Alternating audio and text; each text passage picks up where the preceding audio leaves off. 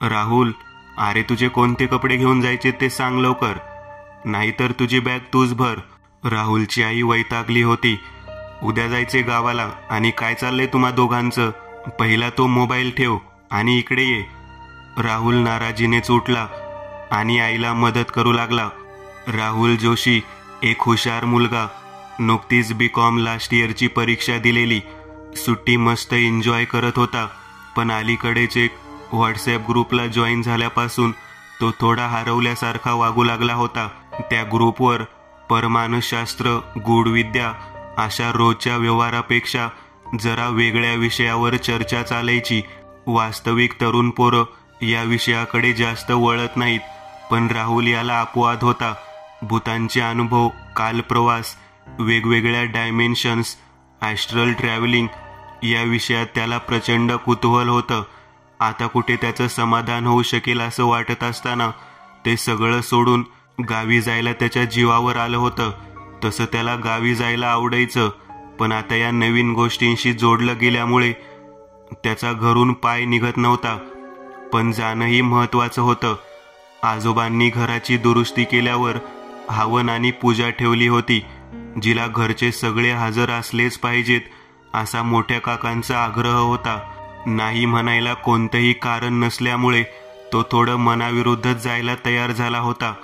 पण कुठे माहीत होतं की हे गावी जाणं त्याच्या आयुष्याला कलाटणी देणारं ठरणार होतं ते. राहुलचे गाव खेड तालुक्यातील सोमवणे, डोंगराच्या वळणदार कुशीत असलेले 5-50 घरांचे गाव. लाल रंगाच्या कलांनी नटलेली जवळजवळ असणारी घरे. ही घरे बघून गदी माडगुळकरांच्या खेड्यामधले घर कौलारू या ओळींची आठवण येते. प्रत्येकांची भातशेती, नारळ पोपळीच्या बागा, आमराई. गावात एकच मारुतीचे मंदिर होते. येथे हनुमान जयंतीचा उत्सव दरवर्षी मोठ्या थाटामाटात साजरा होत असे. गावातील बहुतेक घराचा त्यात पुढाकार असे. उत्सवाच्या वेळी आलेल्या नारळांचा प्रसाद करून गावातील प्रत्येक घरी वाटला जात असे. गावामध्ये ग्रामपंचायत होती. तेथे दर आठवड्याला शनिवारी सरपंचाकडे सभा भरत असे.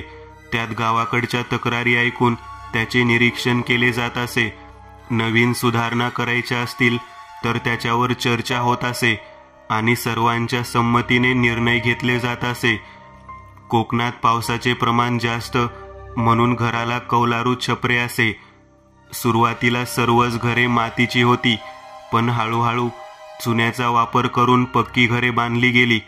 घरासमोर ऐसपैस अंगण होतं. अंगणात अगदी दारासमोर तुळशी वृंदावन, घराभोवती माती आणि दगडाची कुंपण असलेली गडगा ही घराची वैशिष्ट्ये. या अंगणात आमची दिवाळी आणि उन्हाळ्यामध्ये मैफिल जमत असे.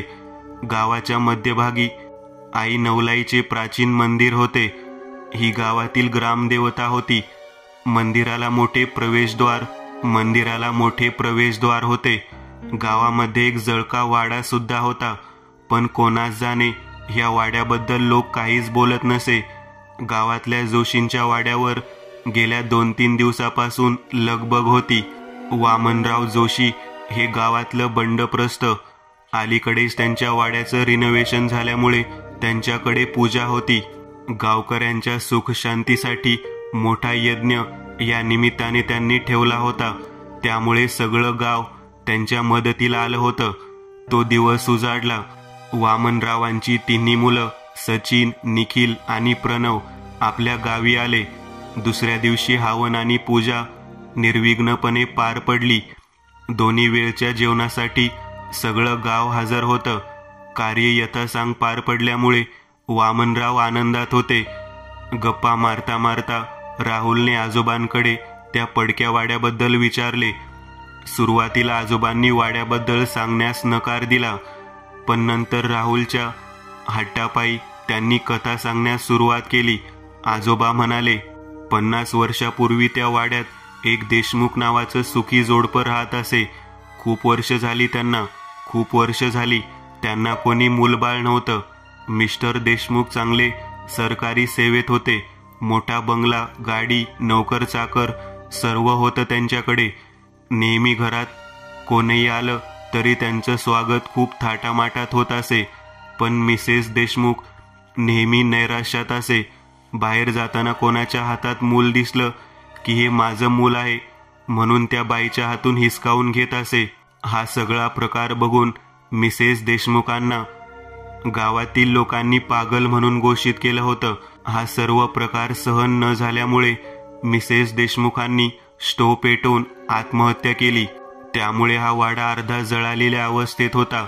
त्यानंतर काही काळाने मिस्टर देशमुखांनी हा सरकारी बंगला सोडला. आता असं म्हणतात की मिसेस देशमुख यांची आत्मा त्या जळक्या वाड्यात आहे. त्या वाड्यातून आजही विचित्र आवाज ऐकू येऊ लागतात. भारतात खूप वर्षांपासून जादूटोणा, भूत, प्रेत इत्यादी गोष्टी नेहमी होत असतात. येथे तंत्रविद्येला फार महत्त्व दिले जाते. अशिक्षित वर्ग जास्त करून या गोष्टींवर जास्त विश्वास ठेवतात. बऱ्याच लोकांचे मान्य आहे की त्यांच्या जीवनावर काळ्या जादूमुळे फारच नकारात्मक प्रभाव पडला आहे. आजही काळा जादू एक कोडे आहे. बऱ्याच धर्मामध्ये जादू, काळी जादू आणि टोना टोटक्याला मानले जाते. काळा जादू करणाऱ्या व्यक्तीला तांत्रिक म्हणतात. वाईट कृत्य करून कोणावर जादू करून त्याचा नाश करू शकतो. तांत्रिक ज्या प्रकारे पूजा करतात ते आजही एक रहस्य आहे. प्रत्यक्षात तांत्रिक वाईट आत्म्याला बोलावतात आणि नंतर त्यांना चांगल्या आत्म्याला किंवा एखाद्या व्यक्तीला त्रास देण्यास सांगतात. ज्या व्यक्तीला त्यांना त्रास द्यायचा आहे त्याचा एखादा कपडा, केस किंवा कुठली एखादी ओळख हवी असते. जर एकदाही वाईट आत्म्याने त्रास देणे सुरू केले तर चांगला व्यक्ती देखील बर्बाद होऊन जातो. वेळ निघून जात होती. कोणीही त्या बंगल्यामध्ये राहण्यास तयार होत नव्हतं, कारण मिसेस देशमुख त्या वाड्यामध्ये फिरत असे असं काही लोकांचं म्हणणं असे. भूताची गोष्ट सांगून गावातील लोक तिकडे ट्रान्सफर होणाऱ्या सरकारी ऑफिसरना तिथून पळवून लावत असे. राहुलला आजोबाची ती गोष्ट आवडली आणि त्याने त्या वाड्यात एकटं जायचं ठरवलं आणि त्याने कॅमेराही बरोबर घेण्याचं ठरवलं. अमावास्येची रात्र होती. भयानक शांतता, कुत्र्यांचं ते विवळणं, त्या आवाजाने काळीज जातो फाटून, मनाचा थरकाप उडून जातो. त्याने गणपतीची मूर्ती, पाण्याची बाटली, टॉर्च इत्यादी सर्व गोष्टी आपल्या बरोबर घेतल्या. रात्रीचे 11 वाजले होते. सर्वांना गाढ झोप लागली होती. राहुल त्या वाड्याजवळ आला तर तिथे दरवाजाला लिंबू, मिरच्या आणि काळी बाहुली लावलेली होती. आजूबाजूला कुट्ट काळोख होता. थंडी पण खूप असल्या कारणाने राहुल थोडा घाबरला, पण त्याने निश्चय केलेला की या वाड्याचं सत्य गावासमोर आणूनच दाखवणार. अमावास्येची रात्र होती. भयानक शांतता, कुत्र्यांचं ते विवळणं, त्या आवाजाने काळी जातो फाटून, मनाचा थरकाप उडून जातो. त्या वाड्याच्या भोवताली ती विहीर, त्याची ती सावली खूप भयान वाटत होती. मध्येच पक्ष्यांचा तो विचित्र येणारा आवाज, कुत्र्यांचं भुंकणं, सगळं काही मनाचा थरकाप उडवणारं होतं. मग तो रडण्याचा आवाज आणि ती भयान शांतता. नेहमीच असं घडायचं. प्रत्येक महिन्याच्या प्रत्येक अमावास्येलाही असं घडायचं. थोड्या वेळाने दरवाजाची कडी काढून राहुल हळूच आत शिरला. आत शिरताच मांजरीचा आवाज त्याला ऐकू आला. सगळीकडे अंधार पसरला होता. धीर करत राहुल आत जात होता. जेवढा तो आत जाई तेवढाच तो पाठीमागे येत असे. गणपतीची मूर्ती काढून त्याने 2 मिनिटे जप चालू केला. जप करत असताना त्याला दुसऱ्या खोलीत काहीतरी उपसायचा आवाज आला. तसा लगेच तो त्या ठिकाणी धावला, तर आवाज अचानक बंद झाला आणि त्याला त्या खोलीत सगळीकडे लहान बाळाचे कपडे, खेळणी दिसायला लागल्या. समोरच लाल साडी नेसून अर्धी जळालेली बाई त्याला दिसली. कदाचित त्याला भास झाला आहे असं वाटले, पण आजोबांनी सांगितलेल्या गोष्टी त्याला आठवू लागल्या. मिसेस देशमुख लहान मुलांना पकडून आपल्या वाड्यावर आणत असे आणि त्याच्यावर जादूटोणा करायची. ती त्या मुलांना आपल्या वशमध्ये करायची आणि अशा प्रकारे दिवसेंदिवस गावातील लहान मुलं गायब होऊ लागली. एक दिवस अशाच प्रकारे खेडेकरांच्या नातवाला तिनेच गायब करून वाड्यात आणलं होतं. वेळीच गावातील लोक पोहोचल्यामुळे त्या निष्पाप मुलांचा जीव वाचला.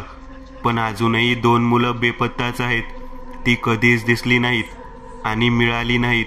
त्यावेळी मिसेस देशमुख जादूटोणा करून त्या निष्पाप मुलाला आपल्या वशमध्ये करत होती. त्यावेळी मिसेस देशमुखांना लोकांनी पागल ठरवलं. गावातील लोकांचा विश्वास नव्हता.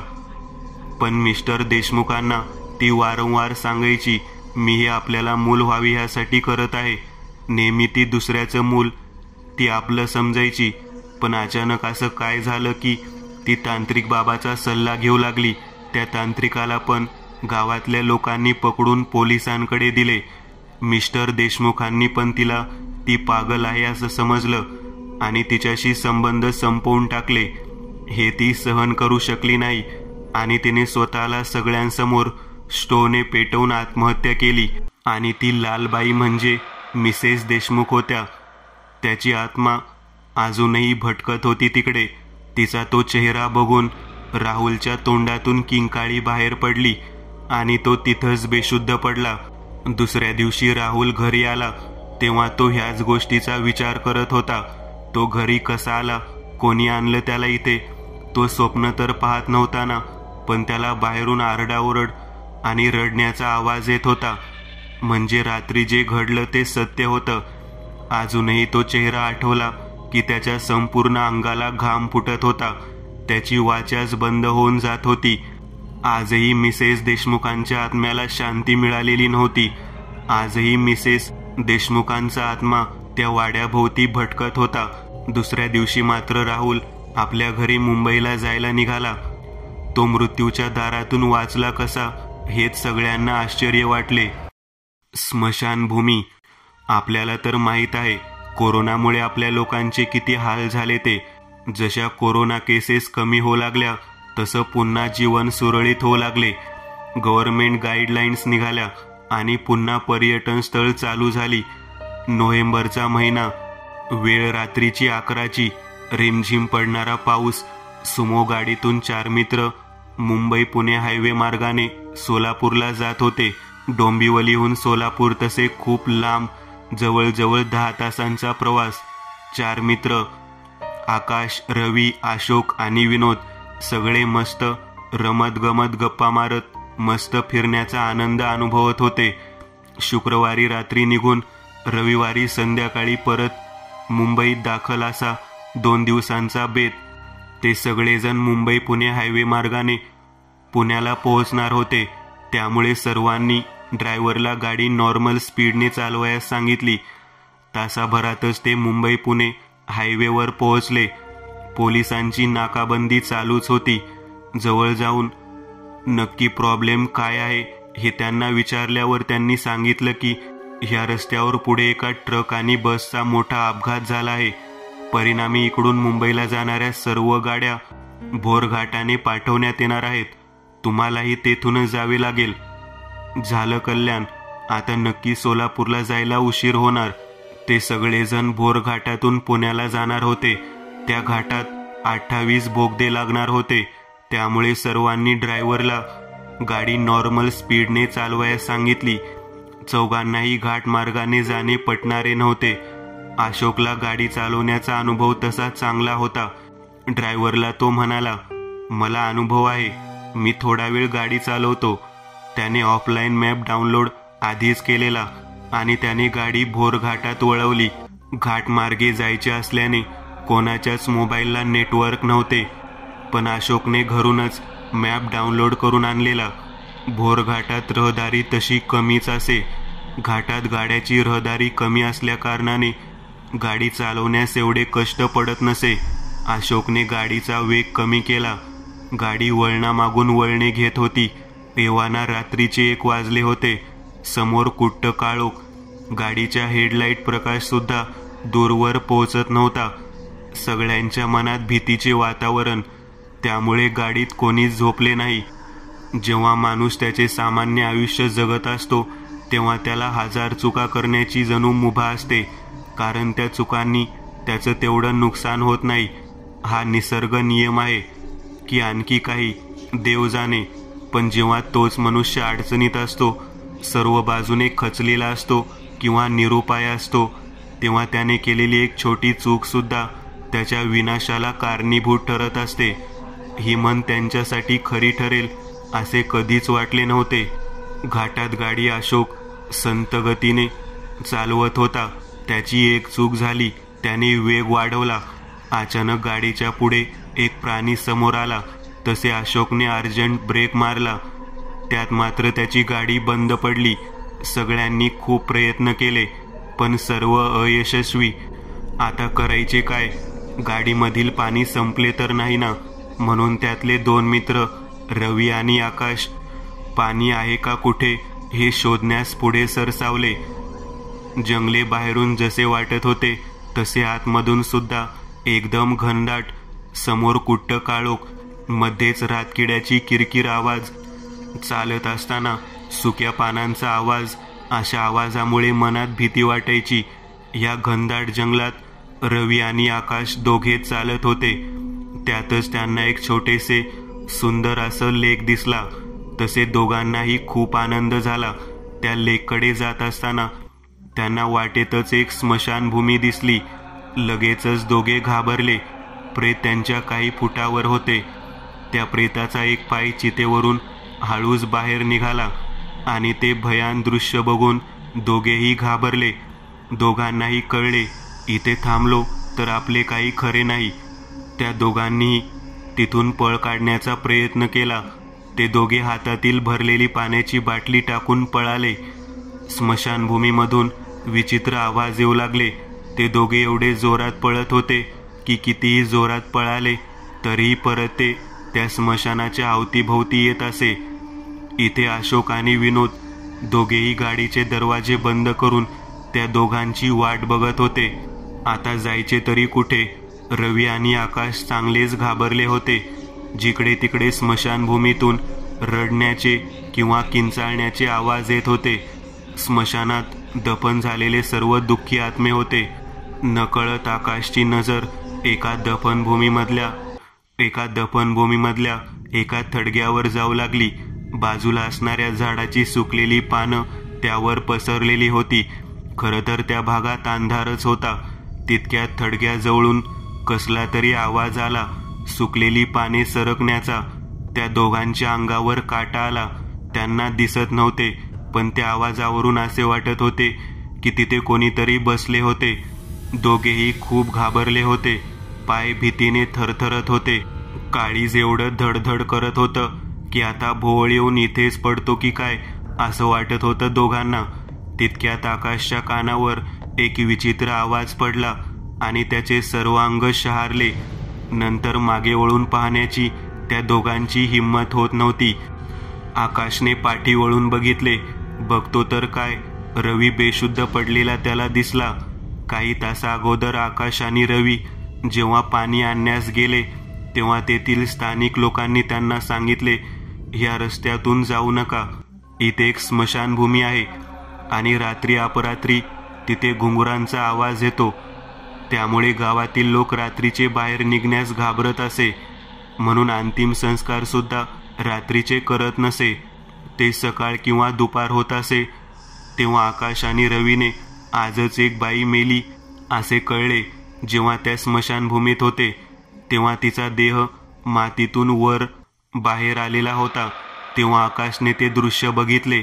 कसेबसे रवीला त्याने आपल्या पाठीवर घेतले आणि तो जोरात तिथून पळू लागला.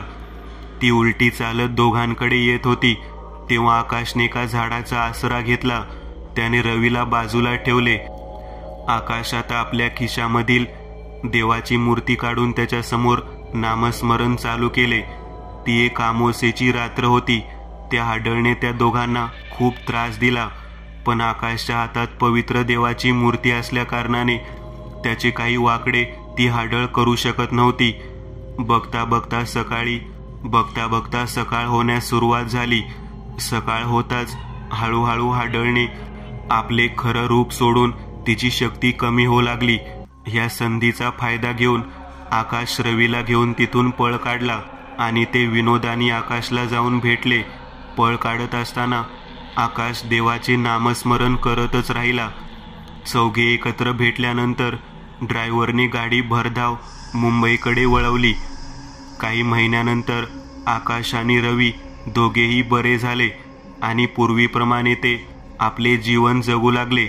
चौघांच्या आयुष्यातील हा स्मशानभूमीचा थरारक अनुभव त्याच्या उभ्या आयुष्यात सुद्धा चांगलाच चौघांना लक्षात राहिला.